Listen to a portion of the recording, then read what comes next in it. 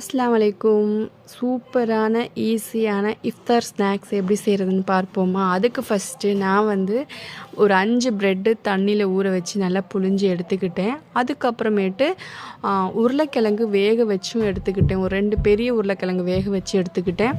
அதுக்கப்புறம் ஒரு பெரிய வெங்காயமும் குட்டி குட்டியாக கட் பண்ணி வச்சுட்டு அதையும் அதில் போட்டுட்டேன். அதோட கஸ்தூரி மேத்தியும் போட்டுட்டேன். இருந்தால் போடுங்க, இல்லாட்டி கொத்தமல்லி போட்டுக்கோங்க.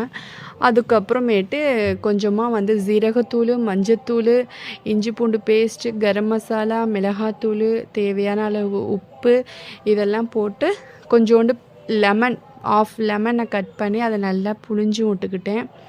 அதை நல்லா புழிஞ்சு விட்டுட்டு அதுக்கப்புறம் நல்லா மிக்ஸ் பண்ணிக்கணும். நல்லா பிசைஞ்சு அதுக்கப்புறம் நல்லா நமக்கு தேவையான அளவு தண்ணி எதுவுமே ஊற்றிடாமல் நல்லா பிசைஞ்சு எடுத்துக்கோங்க. அதுக்கப்புறமேட்டு நல்லா பிசைஞ்சு அதோட பக்குவம் நல்லா நமக்கு ஒரு உருளை பிடிக்கிற மாதிரி ஒரு பக்குவம் வரும். அந்த மாதிரி வந்தோடனே நமக்கு எந்த மாதிரி ஷேப் வேணுமோ அந்த மாதிரி ஷேப் பண்ணிக்கலாம்.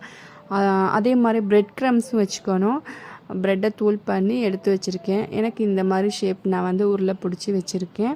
அதை பிரெட் க்ரம்ஸில் போட்டு லைட்டாக நம்ம கையில் தண்ணியை நனைச்சிக்கணும். லைட்டாக தொட்டு நனைச்சிட்டு அதோடு நம்ம அந்த உருளை எடுத்து பிரெட் க்ரம்ஸில் போட்டு அதை நல்லா போட்டு அதில் எதையும் போட்டு அதில் படுற மாதிரி எடுத்து வச்சுக்கணும். அதுக்கப்புறமேட்டு நல்ல சூடான எண்ணெயில் பொரித்து எடுத்தால் போதும். கலர் சேஞ்ச் ஆன உடனே எடுத்துருங்க, இல்லாட்டி கருகி போயிடும். ஏன்னா ப்ரெட்டு உருளைக்கிழங்கு அதனால் சீக்கிரமாக கருகி போயிடும். ப்ரெட் இருக்கிறதுனால கலர் சேஞ்ச் ஆனோடனே எடுத்துருங்க. அதோட நம்ம அதை டொமேட்டோ சாஸோடு வச்சு சாப்பிட்டோன்னு வச்சுக்கோங்களேன், அவ்வளோ சூப்பராக இருக்கும். இந்த மாதிரி ட்ரை பண்ணுங்கள். இஃப்தாருக்கு சீக்கிரமாக சிம்பிளாக முடிச்சிடலாம்.